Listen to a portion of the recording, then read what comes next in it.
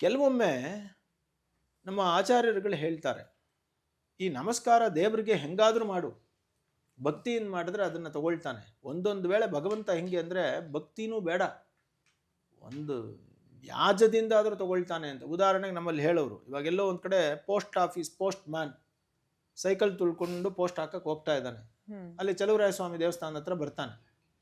ಪ್ರತಿದಿನ ಪೋಸ್ಟ್ ಹಾಕುವಾಗ ಏನಾಗುತ್ತೆ, ಒಂದ್ಸಲ ಸರಿ ದೇವಸ್ಥಾನ ಹತ್ರ ಬಂದಿದ್ದೀನಲ್ಲ ಅಂತ ಒಂದು ಕೈಯಲ್ಲಿ ಹ್ಯಾಂಡ್ಲ್ ಇಟ್ಕೊಂಡು ಇನ್ನೊಂದು ಕೈಯಲ್ಲಿ ಹಿಂಗಂತಾನೆ ಮುಂದಕ್ಕೆ ಹೋಗ್ತಾನೆ. ಆ ಕ್ಷಣವೇ ಚಲುವರಾಯ ಸ್ವಾಮಿ ಅವನಿಗೆ ನೀನು ಒಳ್ಳೇದು ಮಾಡ್ತೀನಿ ಅಂತ ಹೇಳುತ್ತಂತೆ.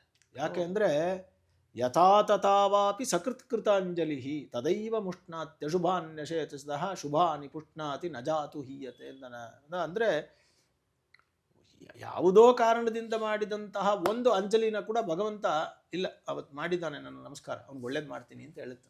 ಸೊ ಹಾಗಾಗಿ ನಮಸ್ಕಾರವನ್ನು ಶ್ರದ್ಧಾಪೂರ್ವಕವಾಗಿ ಸಾಷ್ಟಾಂಗ ಪಂಚಾಂಗದಲ್ಲಿ ಮಾಡೋದು ಒಳ್ಳೆಯದು.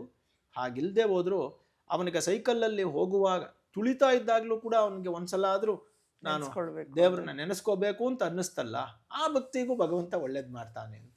ಯಾಕೆಂದರೆ ಎಷ್ಟೋ ಜನ ಗಟ್ಟಿಯಾಗಿದ್ರು ದೇವಸ್ಥಾನದ ಮುಂದೆನೇ ಇದ್ರು ನಮಸ್ಕಾರ ಮಾಡೋದಿಲ್ವಲ್ಲ, ಅದಕ್ಕಿಂತ ಇದು ಬೆಟರ್ ಅಂತ.